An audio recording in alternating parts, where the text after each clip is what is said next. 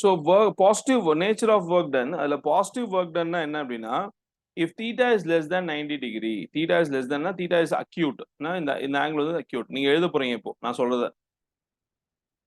Okay, positive work எழுதுங்க. First point.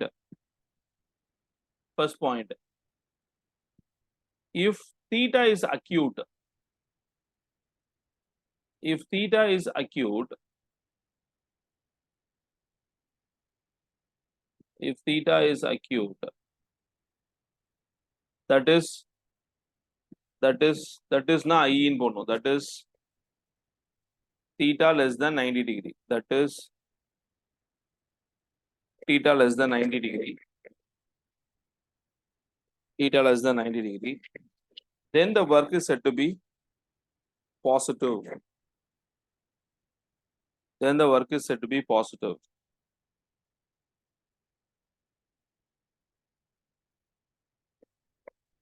Then the work is said to be positive. For example, நான் வந்து ஒரு ஆப்ஜெக்டை ஃப்ரீ ஃபால், அது ஒரு ஆப்ஜெக்டை நான் என்ன பண்ணேன்னா அப்படியே ட்ராப் பண்ணுறேன். ஒரு ஹைட்ல இருந்து நான் ட்ராப் பண்ணுறேன். அப்படி ட்ராப் பண்ணும்போது என்ன ஆகும் அப்படின்னா, அந்த ஆப்ஜெக்ட் வந்து under the action of gravity move ஆகும். இந்த ஆப்ஜெக்ட் மேலே என்ன ஃபோர்ஸ் இருக்குன்னா வெயிட் தான் இதோட ஃபோர்ஸு. ஸோ வெயிட் வந்து டவுன்வர்டில் ஆக்ட் ஆகுது. அதே டைரக்ஷனில் இந்த ஆப்ஜெக்ட்டும் மூவ் ஆகுது. அதாவது என்ன ஃபோர்ஸ் என்ன டைரக்ஷனோ அதே டைரக்ஷனில் ஆப்ஜெக்ட் மூவ் ஆச்சுன்னா தீட்டா வந்து என்னதுன்னா 0. ஏற்கனவே சொன்ன ஒரு ஆப்ஜெக்ட் இருக்கு, ஃபோர்ஸ் நீங்க அப்ளை பண்றீங்க, இதே டைரக்ஷன்ல இது மூவ் ஆச்சுன்னா டிஸ்பிளேஸ்மெண்ட்டும் இதே டைரக்ஷன், ரெண்டும் ஒரே டைரக்ஷன்ல தீட்டா என்னது 0. புரியுதா? அதே மாதிரி ஒரு ஆப்ஜெக்ட்டை நீங்க டிராப் பண்ணும்போது அது மேல ஆக்ட் ஆகிற ஃபோர்ஸ் வந்து வெயிட், அது மேல ஆக்ட் ஆகிற ஃபோர்ஸ் வந்து வெயிட். அந்த ஃபோர்ஸ்னால இந்த ஆப்ஜெக்ட் வந்து வெயிட் வந்து டவுன்வர்ட்ல ஆக்ட் ஆகுது. அதே டைரக்ஷன்ல இந்த ஆப்ஜெக்ட் மூவ் ஆகிறதுனால ஃபோர்ஸும் டிஸ்பிளேஸ்மெண்ட்டும் சேம் டைரக்ஷன். அப்போ தீட்டா வந்து 0. அப்போ ஒர்க் டன் வந்து பாசிட்டிவ். ஏன்னா ஒர்க் டனோட ஃபார்முலா வந்து எஃப்எஸ் காஸ் தீட்டா காஸ் 0 இப்போ வந்துச்சு. So work done is equal to F into S. ஏன்னா காஸ் 0 வந்து 1. இந்த வேல்யூ இப்போ பாசிட்டிவா இருக்கு. இந்த மாதிரி இருந்துச்சுன்னா அதான் பாசிட்டிவ் ஒர்க் டன். புரியுதா? இந்த மாதிரி இருந்தால் தான் பாசிட்டிவ் ஒர்க் டன். ஸோ நம்ம இதான் எழுத போறோம். எக்ஸாம்பிள் எழுதுங்க. Example,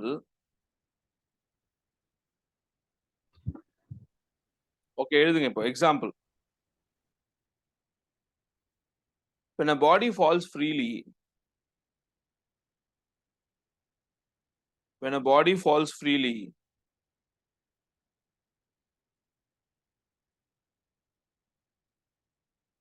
when a body falls freely under the action of gravity, when a body falls freely under the action of gravity,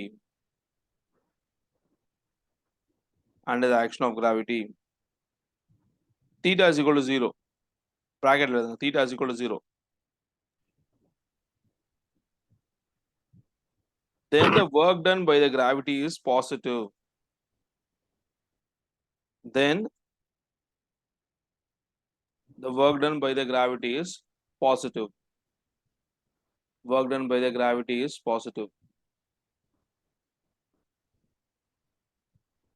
Number 2 வந்து negative work. Number 2 வந்து negative work.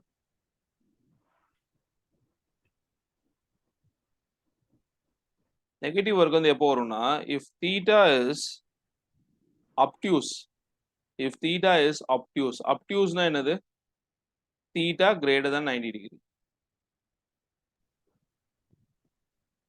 Theta greater than 90 degree. ஏன்னா work done formula இருக்க cos theta வந்து greater than 90 degree வந்துச்சுன்னா மைனஸ்ல வந்துடும் answer. இப்போ எக்ஸாம்பிளுக்கு cos 180 வச்சுக்கலாம். cos 180 வந்து -1. அப்போ என்ன ஆகும்? fs into -1. இப்போ work done becomes negative. So more than 90 degree வரும்போது negative value வரும். அதனால work done is negative. So if the angle is obtuse, then the work done is said to be negative. Work done is said to be negative. Work done is said to be negative. இப்போ இதுக்கு example எழுதணும்ல. Example எப்படி எழுதலாம் அப்படின்னா, frictional force எப்படி இருக்கும்? Frictional force for example ஒரு object வந்து இப்படி மூவ் ஆகுது, இப்படி மூவ் ஆயிட்டு இருக்கு. ஆப்ஜெக்டோட டிஸ்பிளேஸ்மெண்ட் இந்த பக்கம் இருக்கு, டிஸ்பிளேஸ்மெண்ட் இந்த பக்கம் இருக்கு.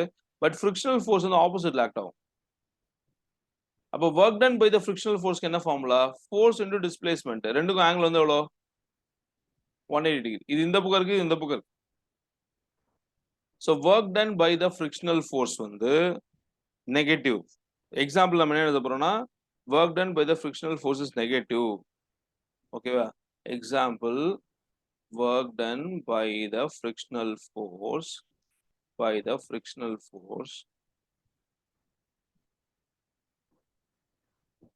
is negative.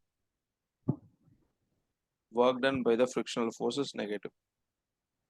That is, இங்க என்ன வந்துச்சுன்னா frictional forceக்கு டிஸ்பிளேஸ்மெண்ட்டுக்கும் ஃபோர்ஸ்க்கும் பார்த்தீங்கன்னா angle 180.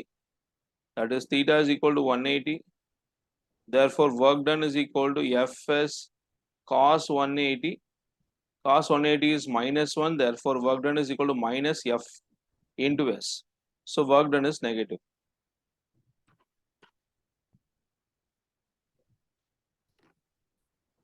Next one, the third one, zero work. Third one is zero work. Zero work na என்ன அர்த்தம்னா ஃபோர்ஸ்க்கும் டிஸ்பிளேஸ்மெண்ட்டுக்கும் ஆங்கிள் 90 டிகிரியா இருந்தா டிஸ்பிளேஸ்மெண்ட் இந்த பக்கம் இருக்கு, பட் ஃபோர்ஸ் வந்து இந்த பக்கம் இருக்கு. சரியா? ஸோ இந்த மாதிரி இருந்தா டீட்டா வந்து 90 டிகிரி. அப்போ ஒர்க் டன் என்ன formula? Work done is equal to F S cos 90. Cos 90 வந்து 0, அதனால work done is equal to 0. So ஃபோர்ஸ்க்கும் டிஸ்பிளேஸ்மெண்ட்டுக்கும் 90 டிகிரி இருந்துச்சுன்னா work done is equal to 0. This is called as zero work done. இது எப்போ இது zero work done வந்து நம்ம எக்ஸாம்பிளுக்கு சொல்லணும்னா நம்ம வந்து இந்த போர்ட்டர்லாம் பார்க்குறோம்ல, கூலி மேன்லாம் இருக்காங்களே, அவங்க என்ன பண்ணுவாங்கன்னா ஒரு லக்கேஜ் தூக்கிட்டு தலையில வச்சு போவாங்கல்ல, இவங்க என்ன ஒர்க் டன் பண்றாங்க அப்படின்னா இவங்க வந்து எப்படி மூவ் வராங்க? ஃபார் எக்ஸாம்பிள் அவங்க வந்து இப்படி மூவ் வராங்க ஹரிசாண்டல் டைரக்ஷன்ல மூவ் வராங்க. ஸோ டிஸ்பிளேஸ்மெண்ட் இந்த பக்கம் இருக்கு. பட் இவங்க மேல இருக்க இந்த ஆப்ஜெக்ட்ல இருக்குல்ல, அந்த ஆப்ஜெக்ட் வந்து ஃபோர்ஸ் எப்படி எக்ஸர்ட் பண்ணணும்னா இப்படி தான் எக்ஸர்ட் பண்ணும். அப்போ இது ரெண்டுக்குள்ள ஆங்கிள் என்ன அப்படின்னா 90 டிகிரி. அப்போ இவங்க வந்து இந்த ஆப்ஜெக்ட் தூக்கிட்டு போறதுக்கு என்ன ஒர்க் டன் பண்றாங்க அப்படின்னா எந்த ஒர்க் டனுமே பண்ணல. புரியுதா? நீங்க வந்து தலைமையில தூக்கி ஒரு ஆப்ஜெக்ட் வச்சீங்கன்னா நீங்க என்ன ஒர்க் டன் பண்ணீங்கன்னா ஒர்க் டன் இஸ் 0. ஞாபகம் வச்சுக்கோங்க. ஆப்ஜெக்ட் நீங்க சைட்ல தள்ளா மட்டும் தான் ஒர்க் டன் இருக்கு. நீங்க தலைக்கு மேல தூக்கி வச்சிட்டீங்கன்னா work done is equal to 0. தூக்கி வச்சு நடந்தீங்கன்னா, ஏன்னா ரெண்டுக்கும் இது டிஸ்பிளேஸ்மெண்ட்டுக்கும் ஃபோர்ஸ்க்குள்ள ஆங்கிள் வந்து 90 டிகிரி ஆயிடுது. அதனால உங்களுக்கு வந்து ஒர்க் டன் இஸ் 0. இதை நம்ம சொல்ல போறோம் ஜீரோ ஒர்க். எழுதுங்க. If theta is equal to 90 degree, work done will be equal to 0.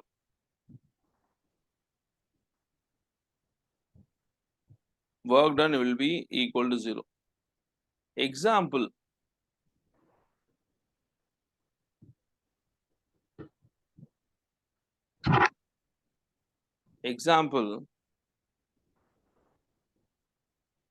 When a coolie travels on a horizontal platform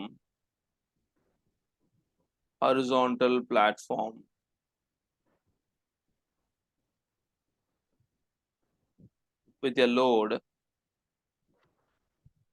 then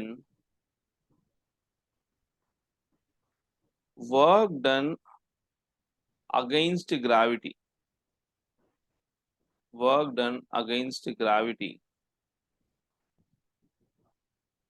by the coolie man is 0. Work done against the gravity by the coolie man is 0. Work done against the gravity என்ன அர்த்தம்னா இந்த wait வந்து டவுன்வர்ட்ல act ஆகும். இவரு அதுக்காக இந்த வெயிட்டை மேல தூக்கி வச்சிருக்காரு. இந்த கிராவிட்டிக்கு அகைன்ஸ்டா வேலை பார்த்துருக்காரு. வேலை பார்த்தாலுமே அந்த work டனோட value 0.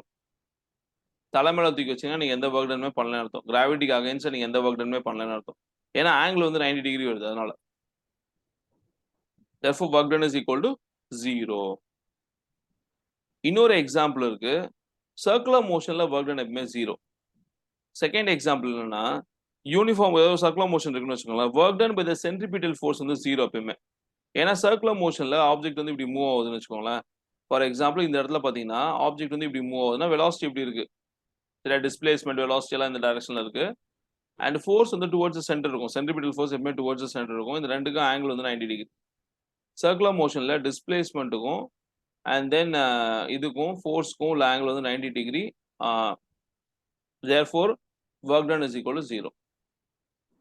So work done by the centripetal force எப்பயுமே 0. ஞாபகம் வச்சுக்கோங்க. செகண்ட் எக்ஸாம்பிள் இதுதான்.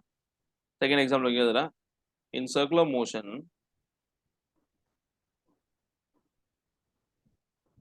work done by the centripetal force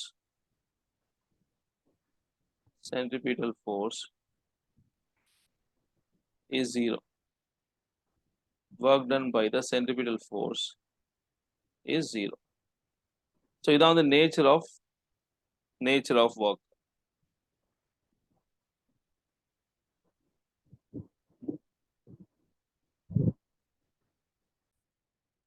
Next one is work done by a variable force. So variable force என்ன? First constant force என்ன? Constant force னா ஒரு force வந்து சேஞ்சே ஆகல. ஆரம்பத்துல 1 நியூட்டன் கொடுத்தேன், கடைசி வரைக்கும் அது 1 நியூட்டன் தான் அப்படின்னா அது வந்து கான்ஸ்டன்ட் ஃபோர்ஸ். பட் வேரியபிள் ஃபோர்ஸ்னா depending upon the situation force மாறிட்டே இருக்கு. நான் வந்து ஒரு வண்டி தள்ளிட்டு போறேன், ஒரு பைக்கை தள்ளிட்டு போறேன். பட் நான் எல்லா வாட்டியும் ஒரே ஃபோர்ஸ் கொடுக்க மாட்டேன். பைக்கை தள்ளிட்டு போகும்போது சில நேரங்களில் பள்ளமா இருக்கும், ஸோ நான் ஃபோர்ஸ் அதிகமாக கொடுப்பேன். சில நேரம் ஃபிளாட் ரோடு இருக்கும், ஃபோர்ஸ் கம்மியாக கொடுப்பேன். புரியுதா? ஸோ அது வந்து வேரியபிள் ஃபோர்ஸ். வேரியபிள் ஃபோர்ஸ்க்கு என்ன ஒர்க் டன் அப்படின்னா, ஒர்க் டன் ஃபார் எக்ஸாம்பிள் இதான் வந்து ஒரு பாத், ஏலேருந்து பின்னு வந்து ஒரு பாத்துன்னு வச்சுக்கலாம். நான் வந்து ஒரு ஆப்ஜெக்டை மூவ் பண்ண போறேன் பை கிவிங் சம் ஃபோர்ஸ். அந்த ஃபோர்ஸ் நான் வந்து ஒரு சர்டன் ஆங்கிளில் கொடுக்குறேன். இந்த ஆங்கிள் தான் தீட்டா. அண்ட் ஆப்ஜெக்ட் வந்து இந்த டைரக்ஷன்ல மூவ் ஆயிட்டு இருக்கு. ஆப்ஜெக்ட் என்ன டைரக்ஷன்ல மூவ் ஆகுதுன்னா நீங்க டேஞ்சன்ட் வரையணும். டேஞ்சன்ட் வந்து தான் ஆப்ஜெக்ட் என்ன டைரக்ஷன்ல மூவ் ஆகுதுன்னு தெரியும். ஏன்னா பாத் வந்து ஒரு கர்வ்டு பாத்தா இருக்கு. ஸோ இதான் வந்து angle between displacement and force. சரியா? Displacement and force. So work டனோட ஃபார்முலா என்ன அப்படின்னா, யூஸ்வலா ஒர்க் டனோட ஃபார்முலா நம்ம என்ன எழுதணும்? W is equal to F dot S எழுதணும். இது வந்து கான்ஸ்டன்ட் ஃபோர்ஸ்க்கு. பட் வேரியபிள் ஃபோர்ஸ்னா நீங்க என்ன செய்வீங்கன்னா, இந்த டிஸ்டன்ஸை வந்து எஸ்ன்னு எடுக்கக்கூடாது. ஏன்னா டிஸ்பிளேஸ்மெண்ட் மாறிட்டே இருக்கும். ஒரு கர்வ்டு சர்ஃபேஸ்ல போகும்போது டிஸ்பிளேஸ்மெண்ட் மாறிட்டே இருக்கும். ஒரு ஃபோர்ஸ்க்கு ஒரு டிஸ்பிளேஸ்மெண்ட் இருக்கும். அப்ப நீங்க என்ன பண்ணுவீங்கன்னா, இதை DWன்னு எடுத்துப்பீங்க. For small displacement. இது work done for small displacement. இந்த வேரியபிள் ஃபோர்ஸ் நீங்க போகும்போது, நீங்க வேரியபிள் ஃபோர்ஸ் அப்ளை பண்ணும்போது, ஒவ்வொரு ஃபோர்ஸ்க்கும் ஒரு டிஸ்பிளேஸ்மெண்ட் இருக்கும். எக்ஸாம்பிளுக்கு 1 நியூட்டன் ஆரம்பத்தில் நான் கொடுக்குறேன். அதுக்கு ஒரு டிஸ்பிளேஸ்மெண்ட் வந்திருக்கும். அப்போ நான் வந்து கொஞ்சம் பள்ளமாயிடுச்சு ரோடு. இன்னும் கொஞ்சம் ஃபோர்ஸ் அதிகமாக கொடுக்குறேன். 2 நியூட்டன் கொடுக்குறேன். அப்போ ஒரு டிஸ்பிளேஸ்மெண்ட் வரும்ல. ஸோ எனக்கு மாறி மாறி டிஸ்பிளேஸ்மெண்ட் வரும். ஃபார் எக்ஸாம்பிள் இது வந்து 1 நியூட்டன் கொடுக்குறேன் 1 மினிட்டுக்குன்னு வச்சுக்கலாம். 1 மினிட்டுக்கு வந்து 10 மீட்டர் போயிருக்குன்னா, 2 நியூட்டன் கொடுக்கும்போது அதே 1 மினிட்டுக்கு வந்து வேற டிஸ்டன்ஸ் போயிருக்கும். ஸோ டிஸ்பிளேஸ்மெண்ட் மாறும். அதனால நான் என்ன பண்ணுவேன்னா, இந்த ஸ்மால் டிஸ்பிளேஸ்மெண்ட் எடுத்துப்பேன். டிஎஸ். சரியா? இதுக்கு என்ன ஒர்க் டன் கண்டுபிடிப்பேன். இது மாதிரி ஒவ்வொரு டிஸ்பிளேஸ்மெண்ட்டுக்கு என்ன ஒர்க் டன் கண்டுபிடிப்பேன். எல்லாத்தையும் ஆட் பண்ணுவேன். ஆட் பண்ணா என்ன கிடைக்கும் எனக்கு? டோட்டல் ஒர்க் டன் கிடைக்கும். ஆட் பண்றதுக்கு பதிலா இன்டகிரேட் பண்ணுவேன், அவ்வளவுதான். ஸோ இது வந்து பாருங்க, work done for a small displacement. இந்த ஒர்க் டன் வந்து work done for a small displacement. General formula வந்து F டாட் டிஎஸ். ஏன்னா ஒர்க் டனோட ஃபார்முலா வந்து F டாட் எஸ். சரியா? F டாட் டிஎஸ் தான் ஜெனரல் ஃபார்முலா. இந்த பக்கம் வந்து DW இருக்கு. எனக்கு டோட்டல் ஒர்க் டன் வேணும் அப்படின்னா நான் இதை இன்டகிரேட் பண்ணணும். Total work done is equal to sum of all the small work done. So integral dw எங்க இருந்து நான் எங்க மூவ் பண்ணிருக்கேன்? ஏல இருந்து பிக்கு மூவ் பண்ணிருக்கேன். இந்த டயக்ராம் நீங்க வரையணும், A to B. ஸோ ஏல இருந்து நான் பிக்கு மூவ் பண்ணிருக்கேன். அதுக்கான ஒர்க் டன் தான் எனக்கு தேவை. So integral dw is equal to right hand சைடில் F dot ds from A to B. And then work integral dw என்ன ஃபார்முலா? integral dx என்ன ஃபார்முலா? x. integral dw என்ன formula? Value W. So integral dw க்கு W வந்துரும். Total work done. And இது வந்து A to B. F dot ds என்னது? A dot B என்ன formula? F ds cos theta. So இதான் வந்து work done to move from A to B by a variable force. Work done to move the object from A to B from a variable force. So நீங்க வந்து எழுத வேண்டியது இந்த diagram போட்டு மற்றெல்லாம் எழுதணும். work done by the variable force கேட்டாங்கன்னா நீங்க டயக்ராம் போட்டு லெஃப்ட் ஹேண்ட் சைடில் இருக்கிறத மட்டும் தான் எழுதணும். ரைட் ஹேண்ட் சைடில் இருக்கிறது சும்மா எக்ஸ்பிளனேஷனுக்காக நான் எழுதுனது.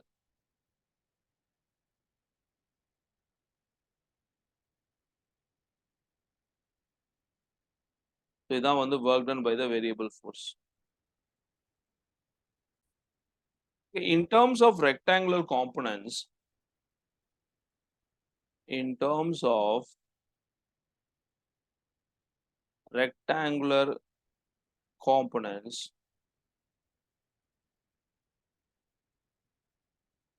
in terms of rectangular components, F vector எப்படி நம்ம எழுதுவோம்? F vector is equal to Fx I cap plus Fy j cap plus Fz z k cap. இதான் வந்து ரெக்டாங்குலர் காம்பனண்ட்ல ஃபோர்ஸோட ஃபோர்ஸ் நம்ம இப்படி தான் ரெப்ரசென்ட் பண்ணுவோம். சிமிலர்லி நம்ம டிஸ்பிளேஸ்மெண்ட் எப்படி ரெப்ரசென்ட் பண்ணுவோம்னா ds vector is equal to dx I cap plus dy j cap plus dz k cap. இதான் வந்து டிஸ்பிளேஸ்மெண்ட் வெக்டரோட ஃபார்முலா. தென் ஒர்க் டனோட ஜெனரல் ஃபார்முலா நமக்கு தெரியும் f dot ds whole integral from a to b. General formula f dot ds. So நான் என்ன பண்ண போறேன்னா வெக்டர் தான் f vector dot ds vector. So என்ன பண்ணும் a to b f vectorக்கு பதிலாக அந்த மேலக்க அந்த வெக்டர் ரெக்டாங்குலர் காம்பவுண்டோட இருப்பாங்க fx I cap plus fy j cap plus fz k cap. இதை நான் சப்ஸ்டிட் பண்ணிட்டேன். டாட் கவனியா இம்பார்ட்டன்ட் dsக்கு பதிலாக நான் என்ன செய்றேன் dx I cap dy j cap dz k capனு எழுதிட்டேன். இப்போ நீங்க என்ன பண்ணணும் டாட் ப்ராடக்ட் பண்ணணும். டாட் ப்ராடக்ட் எப்படி பண்ணணும்னா பாருங்க இங்க ஐ கேப் இருக்குல்ல இதையும் தான் டாட் ப்ராடக்ட் நீங்க பண்ண முடியும். ஏன்னா ஐ டாட் ஐ தான் 1. ஐ டாட் ஐ பண்ணீங்கன்னா 1 சரியா. இதே ஐ டாட் ஜே பண்ணீங்கன்னா 0. ஸோ நீங்க இதையும் தான் டாட் ப்ராடக்ட் பண்ண முடியும். இதையும் பண்ண முடியும். கேவையும் பண்ண முடியும். புரியுதா? ஸோ ஐயும் நீங்க டாட் ப்ராடக்ட் பண்ணீங்கன்னா என்ன வரும் எஃப்எக்ஸ் இன்டூ டிஎக்ஸ்னு வரும். ஐ டாட் ஐ வந்து பாருங்க இது பண்றேன் பாருங்க இன்டகிரேஷனுக்குள்ளே பண்றேன் ஏ டு பி. நீங்க என்ன பண்ணுவீங்க ஐயும் நீங்க மல்டிப்ளை பண்ணுவீங்க. So FX dx I dot I. அதே மாதிரி ஜேவும் பண்றேன். ஆனால் ஜேன்னு பண்றேன் ப்ளஸ் என்ன ஆகும்னா FI DY J dot J plus sorry integration plus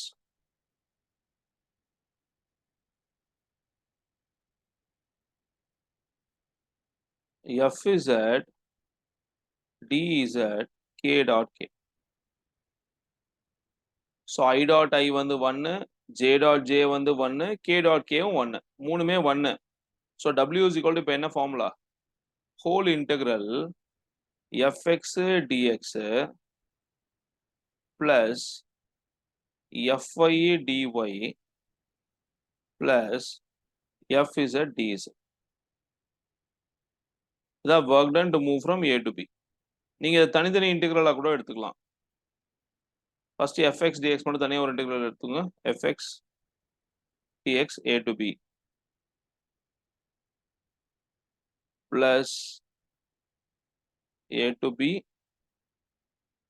fy dy plus A to B fz dz. So this is the total work done to move from A to B in terms of rectangular components.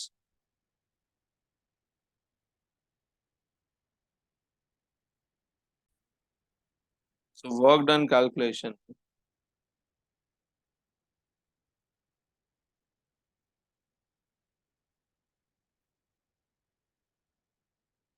Force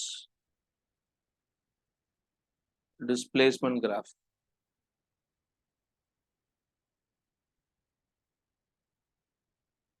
Force displacement graph. இப்போ எக்ஸாம்பிளுக்கு நான் வந்து ஒரு graph வரையறேன் பாருங்க. எனக்கு வந்து X ஆக்சிஸ்ல வந்து displacement இருக்கு, பட் ஒய் ஆக்சிஸ்ல வந்து ஃபோர்ஸ் இருக்குன்னு வச்சுக்கலாம். அண்ட் இந்த கிராஃப் வந்து எனக்கு இப்படி இருக்கு. இது வந்து கவனிக்க இது வந்து ஒரு கான்ஸ்டன்ட் ஃபோர்ஸ். இப்போ நான் வரைஞ்சிருக்க கிராஃப் வந்து கான்ஸ்டன்ட் ஃபோர்ஸ். பட் நம்ம வந்து work done by the variable force தான் ஆக்சுவலாக பார்க்க போகிறோம். கான்ஸ்டன்ட் ஃபோர்ஸ் வச்சு நான் ஒரு விஷயம் சொல்லிடுறேன் பாருங்க. எனக்கு தேவை ஒர்க் டன். ஒர்க் டனோட ஃபார்முலா என்னன்னா எஃப் இன்டூ எக்ஸ். இதான் ஒர்க் டனோட ஃபார்முலா. அப்பனா இந்த கிராஃப்ல இருந்து நான் எத கண்டுபிடிச்சா f இன்டு x கிடைக்கும் அப்படின்னா, f இன்டு xன்னா பாருங்க. இந்த x ஆக்சிஸ்ல இந்த வேல்யூ தான் x. இந்த வேல்யூ தான் x. அண்ட் y ஆக்சிஸ்ல இந்த வேல்யூ தான் f. அப்போ இந்த கிராஃப் வந்து ஒரு ஸ்ட்ரெயிட் லைன் இப்படி இருக்கு எனக்கு. ஒரு ஹாரிசான்டல் லைன் கிராஃப் எனக்கு. இப்போ இந்த கிராஃப்ல நீங்க பார்த்தீங்கன்னா, இந்த ஹாரிசான்டல் லைனுக்கு கீழ இருக்க ஏரியாவ கண்டுபிடிச்சீங்கன்னா என்ன கிடைக்கும்? ஏரியா வந்து என்னது? ரெக்டாங்கிள் தானே அது. So length into breadth. Length into breadth என்ன கிடைக்கும்? f இன்டு xன்னு கிடைக்கும். விச் இஸ் நத்திங் பட் என்னது? Work done. ஸோ உங்களுக்கு இந்த F அது ஃபோர்ஸ் டிஸ்பிளேஸ்மென்ட் இருக்கிற மாரி ஒரு கிராஃப் இருந்துச்சுன்னா, நீங்க அந்த கிராஃப்க்கு கீழ ஏரியாவ கண்டுபிடிச்சீங்கன்னா, ஏரியா அண்டர் த கிராஃப் கண்டுபிடிச்சீங்கன்னா, உங்களுக்கு என்ன கிடைக்கும்? வொர்க் டன் கிடைக்கும். வொர்க் டன் கண்டுபிடிக்க என்ன செய்யணும்? ஃபோர்ஸ் டிஸ்பிளேஸ்மென்ட் கிராஃப்ல ஏரியா அண்டர் த கர்வ் நீங்க கண்டுபிடிக்கணும். இத கண்டுபிடிச்சீங்கன்னா, நீங்க வொர்க் டன் கண்டுபிடிச்சிட்டீங்கன்னு அர்த்தம். Y ஆக்சிஸ்ல ஃபோர்ஸ் இருந்து X ஆக்சிஸ்ல டிஸ்பிளேஸ்மென்ட் இருந்துச்சுன்னா, அந்த கிராஃப்ல நீங்க ஏரியா கண்டுபிடிச்சீங்கன்னா, area under the graph will give you the work done. ஞாபகம் வச்சுக்கோங்க. ஸோ நான் இத வந்து இங்க வேரியபிள் ஃபோர்ஸ்க்கு நான் இத அப்ளை பண்ண போறேன். ஸோ எனக்கு வந்து இதே மாரி ஒரு கிராஃப் இருக்கு. X axis and Y axis. X ஆக்சிஸ்ல வந்து எனக்கு வந்து டிஸ்பிளேஸ்மென்ட் இருக்கு. X ஆக்சிஸ்ல டிஸ்பிளேஸ்மென்ட். Y ஆக்சிஸ்ல வந்து ஃபோர்ஸ் இருக்கு. ஸோ இந்த ஆப்ஜெக்ட் வந்து எப்படி மூவ் ஆயிருக்குன்னா, இப்படி மூவ் ஆயிருக்கு. Variable force. போன வாட்டி நான் சொன்னது வந்து கான்ஸ்டன்ட் ஃபோர்ஸ். கான்ஸ்டன்ட் ஃபோர்ஸ் நம்மளுக்கு தேவையில்ல. பட் சும்மா தெரிஞ்சுக்கிறதுக்காக தான் அது. இப்போ எனக்கு வந்து இதனால வொர்க் டன் கண்டுபிடிக்கணும். இப்ப எப்படி வொர்க் டன் கண்டுபிடிக்கணும்னா, இதுக்கு கீழ இருக்க ஏரியாவ கண்டுபிடிச்சா வொர்க் டன் கண்டுபிடிச்சிடலாம். இது கீழ இருக்க ஏரியாவ கண்டுபிடிக்க முடியுமானா, கண்டுபிடிக்க முடியாது. ஏன்னா இது வந்து ஒரு ரெகுலர் ஷேப் கிடையாது. ஏரியா கண்டுபிடிக்கிறது கஷ்டம். அதுக்கு நான் என்ன பண்ணுவேன்னா, இத வந்து ஸ்மாலா ஸ்ப்ளிட் பண்ணிடுவேன்.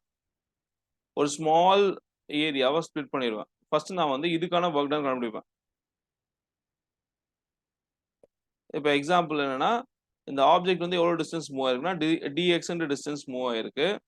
அண்ட் தென் ஃபோர்ஸ் வந்து எவ்வளோனா, ஆல்மோஸ்ட் சேம். பாருங்க இந்த ஃபோர்ஸ் வந்து இங்க இருக்கு. இது இங்க இருக்கு, இங்க இருக்கு. ஸோ நீங்க வந்து இப்படி வரைஞ்சீங்கன்னா, ஆல்மோஸ்ட் சேம் ஃபோர்ஸ் 2க்குமே. ஆல்மோஸ்ட். எக்ஸாக்ட்டா சேம் ஃபோர்ஸ் கிடையாது. But they are almost same. So small இன்டர்வலா நீங்க பிரிச்சீங்கன்னா, எனக்கு வந்து ஃபோர்ஸ்ல வேரியேஷன் வராது. இல்லன்னா என்ன ஆகும்னா, இப்ப இங்கேயும் இங்கேயும் எடுத்தீங்கன்னா, ஃபோர்ஸ் வேரியேஷன் அதிகமா இருக்கும். இந்த ஒய் ஆக்ஸ்ல பார்த்தீங்கன்னா, இங்க ஒரு ஃபோர்ஸ் இருக்கும், இங்க ஒரு ஃபோர்ஸ் இருக்கும். ஃபோர்ஸ் வேரியேஷன் அதிகமா இருக்கும். ஸோ அதனால என்ன பண்ணுவாங்கன்னா, ஸ்மாலா இந்த ரீஜன டிவைட் பண்ணிப்பாங்க. இப்ப இப்போ ஒரு ரீஜன டிவைட் பண்ணல. இத மாரி இன்னொரு ஏரியா எடுப்பாங்க. இதுக்கு ஒரு வொர்க் டன் கிடைக்கும். ஃபார் எக்ஸாம்பிள் இதோட வொர்க் டன் DWன்னு வச்சுக்கலாம். DW1. இதோட வொர்க் டன் வந்து DW2.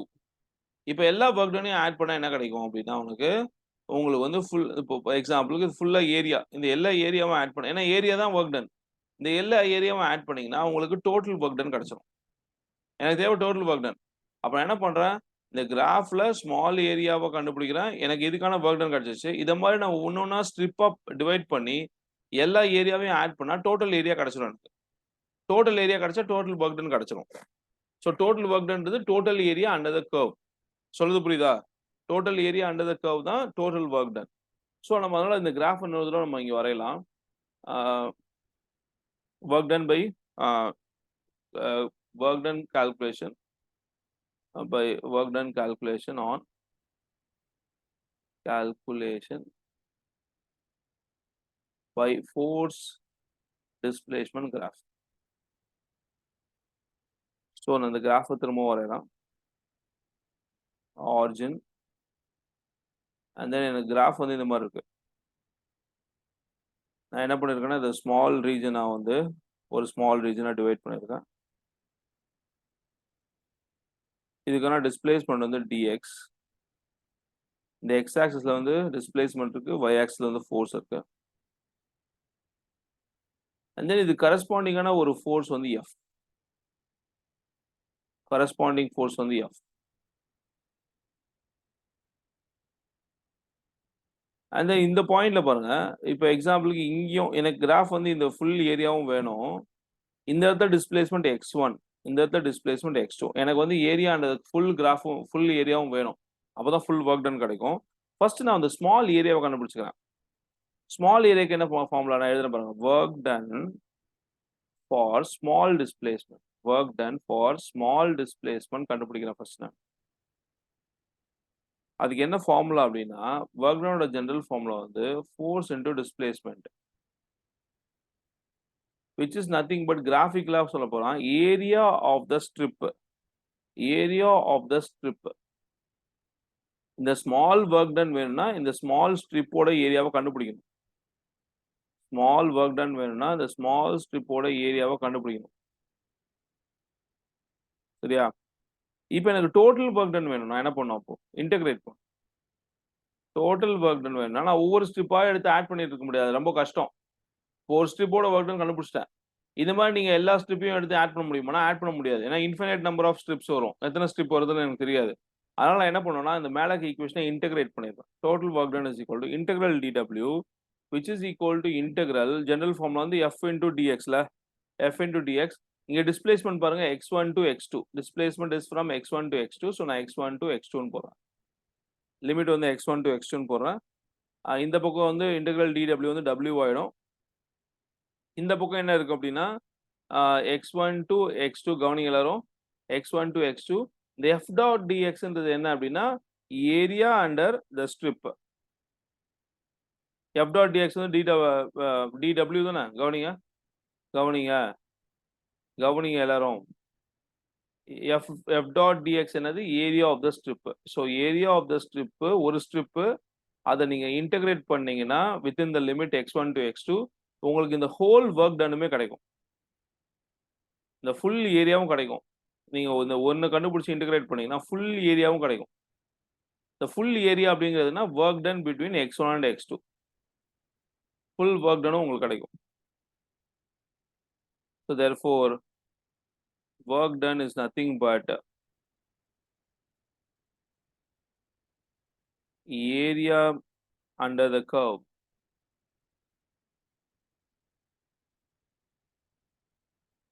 between x1 and x2 between x1 and x2 sir conservative and non-conservative forces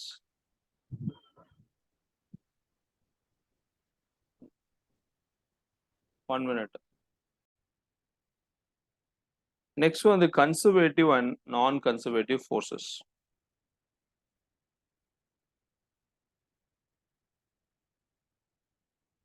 conservative and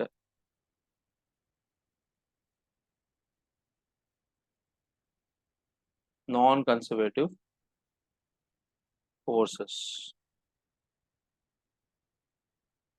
first வந்து conservative forces என்னன்னு பார்க்கலாம் number 1 வந்து conservative forces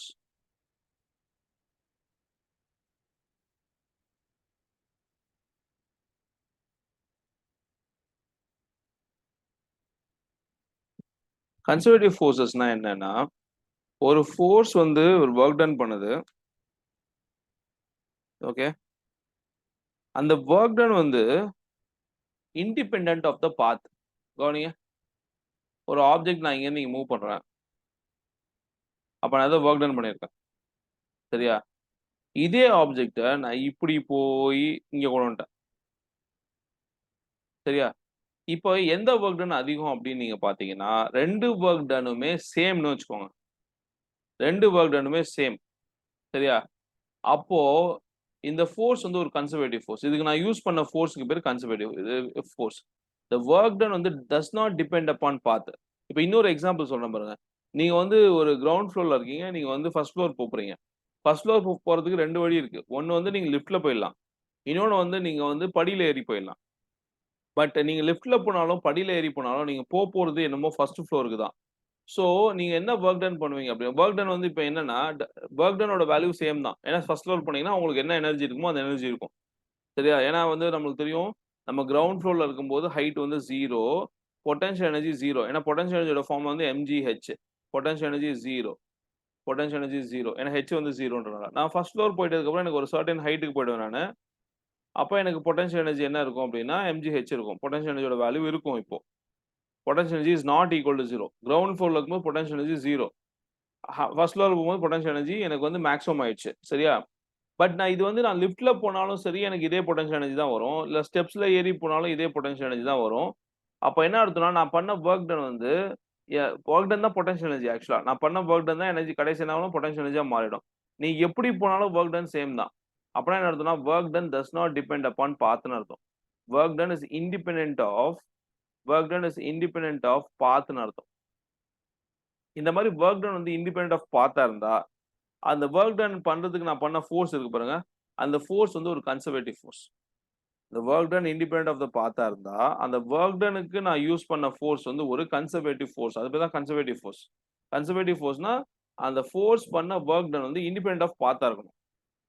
சொல்றது புரியுதா? இப்படி இருந்தா அந்த ஃபோர்ஸ் வந்து ஒரு கன்சர்வேட்டிவ் ஃபோர்ஸ். நீங்க இதான் எழுத போறீங்க. எழுதுங்க. A force is said to be conservative. A force is said to be conservative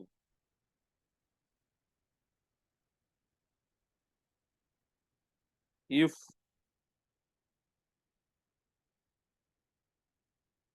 work done by the force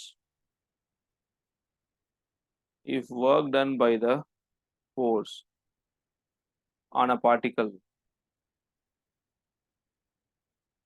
work done by the force on a particle moving between the 2 points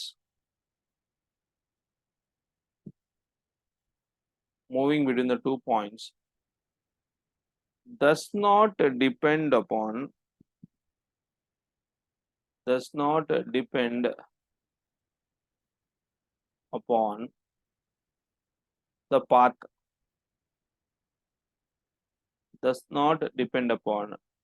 the path taken by the particle.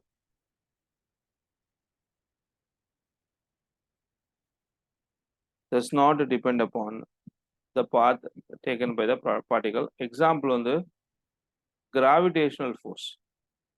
Gravitational force வந்து ஒரு conservative force. ரொம்ப important. Gravitational force is a conservative force. Give an example of the conservative force ன்னு கேட்டீங்கன்னா நீங்க gravitation force எல்லாம் electrostatic force கூட ஒரு conservative force தான். Electrostatic force is also a conservative force. Electrostatic force is also a conservative force.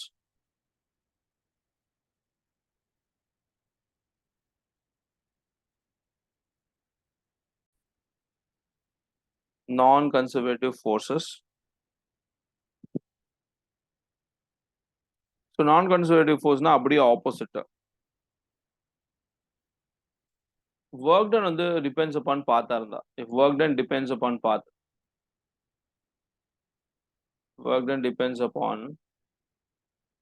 அப்படின்னா நான் இதுக்காக யூஸ் பண்ண இந்த ஃபோர்ஸ் வந்து ஒரு non conservative force.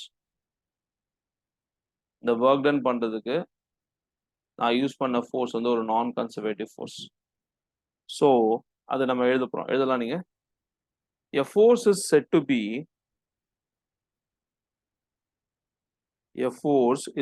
be non-conservative.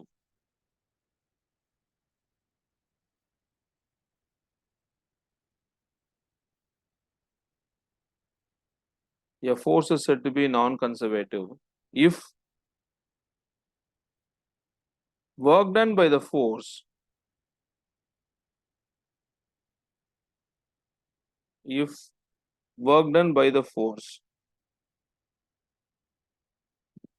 in moving a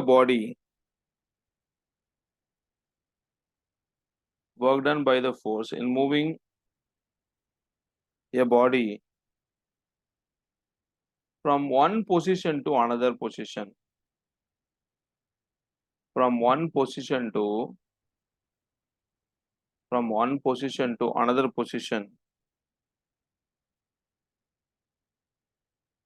depends on the path.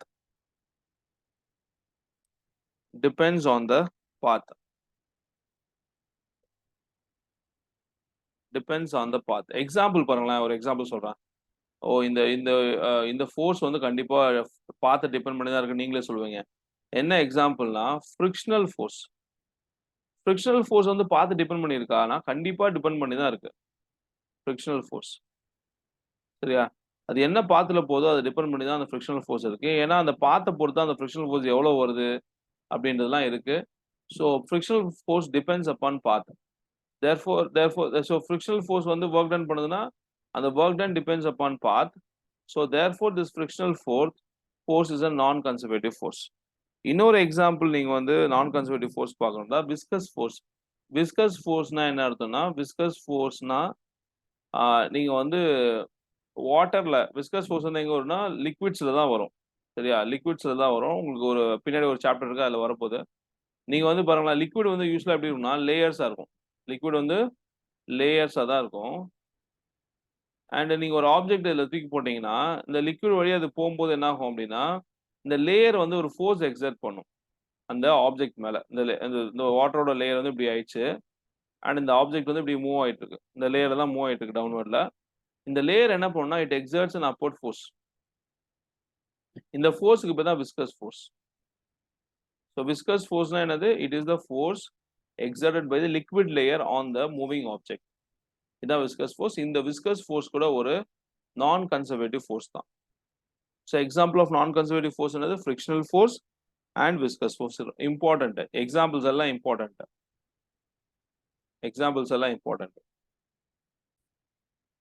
Next one is energy.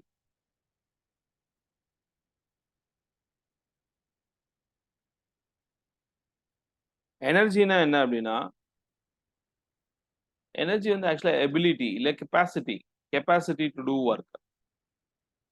Capacity to do work. ஒருத்தர் வந்து நிறைய ஒர்க் பண்ணுவாரு, அவருக்கு நிறைய கெப்பாசிட்டி இருக்கும். அப்புறம் என்ன அவருக்கு நிறைய எனர்ஜின்னு அர்த்தம். ஸோ எனர்ஜின்றது it is the internal capacity to do work. Exact definition நீங்க எழுதணும்னா எழுதுங்க. The energy of a body the energy of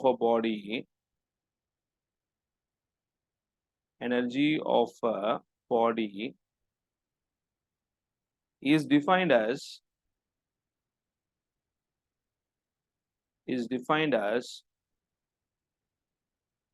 the internal capacity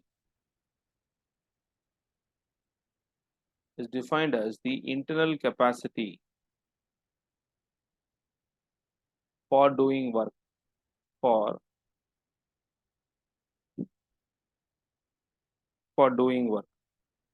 Energy is a scalar quantity. It is a scalar quantity. Work done scalar quantity தான். Work done energy எல்லாமே scalar. It is a scalar quantity. Energy is a scalar quantity. And இதோடைய SI யூனிட்டும் joule தான். இதை நான் நோட்னு போடுறேன். SI unit வந்து ஜூல். அண்ட் டைமென்ஷனும் ஒர்க் டனோட டைமென்ஷன் தான் இருக்கும். ஒர்க் டனுக்கு நான் என்ன டைமென்ஷன் எழுதணும்? Same dimension ml² T⁻². இதான் டைமென்ஷன் ஃபார் எனர்ஜி. ஒர்க் டனும் எனர்ஜி சேம் தான். நான் ஏதாவது ஒர்க் டன் பண்ணால் அது எனர்ஜியாக கன்வெர்ட் ஆகிடும். அண்ட் மற்ற யூனிட்ஸ் அதர் யூனிட்ஸ் வந்து சிஜிஎஸ்லாம் நான் அப்பயே பார்த்தோம். அதர் யூனிட்ஸ் வந்து நீங்கள் வந்து 1 ERGன்னு எழுதலாம். இதுதான் சிஜிஎஸ் யூனிட். சிஜிஎஸ்ல நீங்கள் வந்து ஜூலுக்கு பதிலாக ERG யூஸ் பண்ணுவீங்க. 1 ERGன்றது 10⁻⁻7 joule.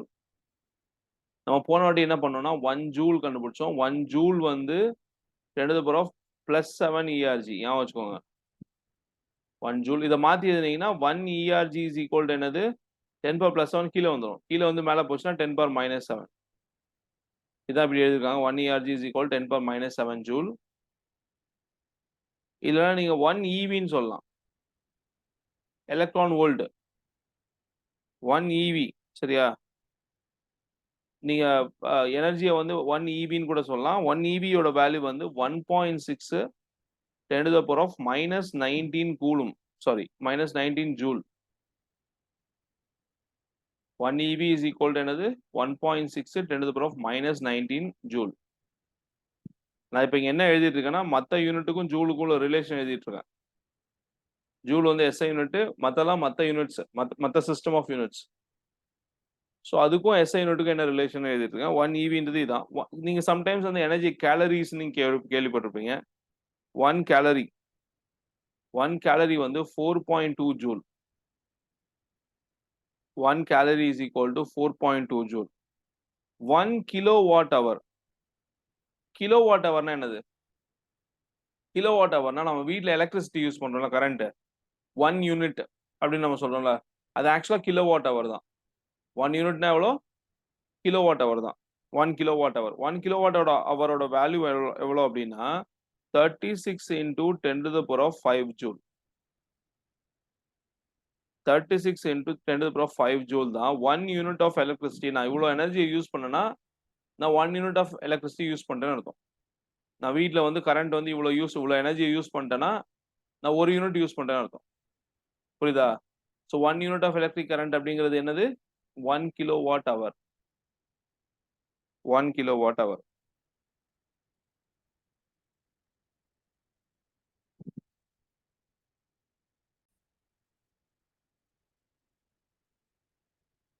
Mass energy relation. So இந்த ரிலேஷன் யார் கொடுத்தா அப்படின்னா ஐன்ஸ்டீன் தான். மாஸ்க்கும் எனர்ஜிக்கும் ரிலேஷன் இருக்கு அப்படின்னு சொல்லி ஒரு எக்ஸ்பிரஷன் கொடுத்தாரு. இந்த எக்ஸ்பிரஷன் கண்டிப்பா உங்களுக்கு தெரிஞ்சிருக்கும். E is equal to mc square. இது என்ன அர்த்தம்னா மாஸ் தான் எனர்ஜியா கன்வெர்ட் ஆகுது. நீங்க வந்து ஏதாவது மாஸை லூஸ் பண்ணீங்கன்னா அது என்னவா கன்வெர்ட் ஆயிடும்? அது எனர்ஜியா கன்வெர்ட் ஆயிடும். புரியுதா?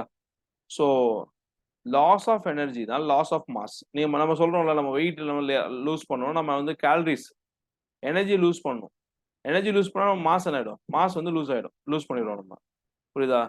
ஸோ நம்ம மாஸை லூஸ் பண்ணா that will be converted into energy அப்படின்னு சொல்லி ஐன்ஸ்டீன் சொல்றாரு. இது பேர் தான் மாஸ் எனர்ஜி ஈக்குவலன்ஸ். நீங்க அதான் எழுத போறீங்க. எழுதுங்க மாஸ் எனர்ஜி ஈக்குவலன்ஸ் என்னன்னு. According to Einstein, the mass and energy, according to Einstein, the mass and energy are interconvertible.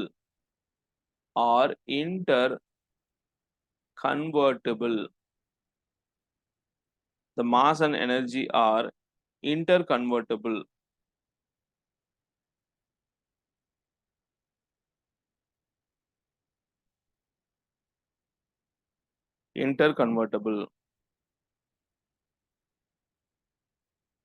Mass energy equivalence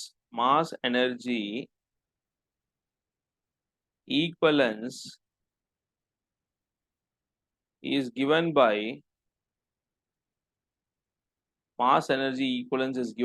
இப்போ இந்த ஃபார்முலா எழுதுங்க. E is equal to mc square.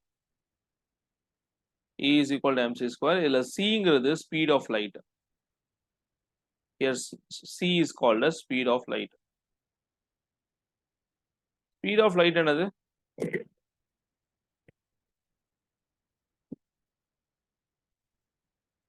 Speed of light 3 into 10 to the power of 8 meters second inverse. இதான் வந்து speed of light. 3 into 10 to the power of 8 meters second inverse.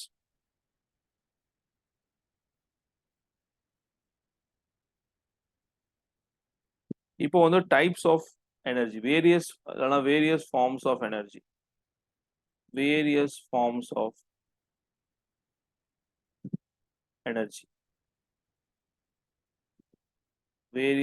Of energy. என்னென்ன எனர்ஜிலாம் இருக்குன்னு நம்ம பார்க்கலாம். Number 1 வந்து mechanical energy.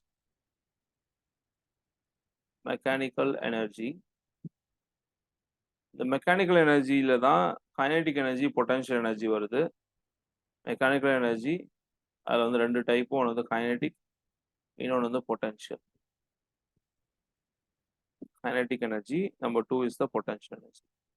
Second one வந்து chemical energy.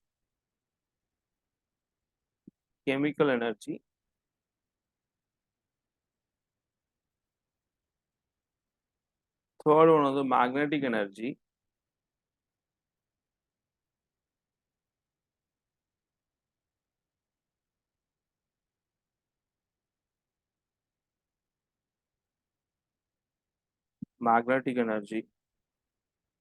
Fourth one வந்து எலக்ட்ரிக்கல் எனர்ஜி.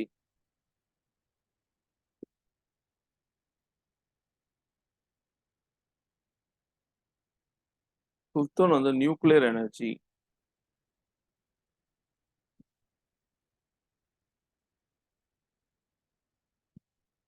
6th one வந்து sound energy.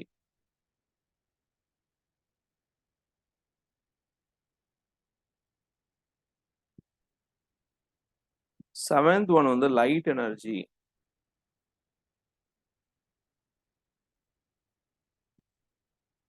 Last 8th one வந்து heat energy. இதான் various forms of energy.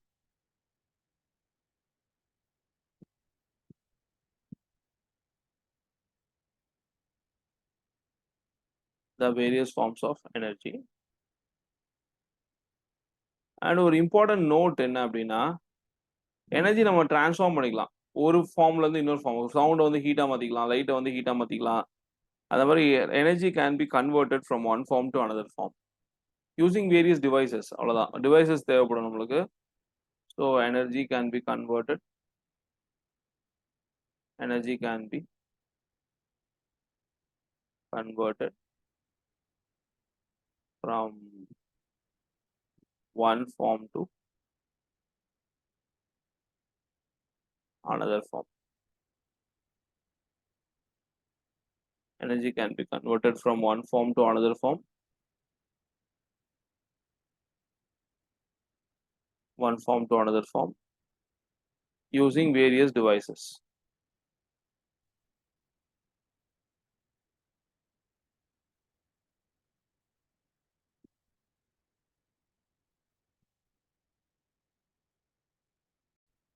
So நம்ம இதோட இந்த கிளாஸை ஸ்டாப் பண்ணிடுறோம்.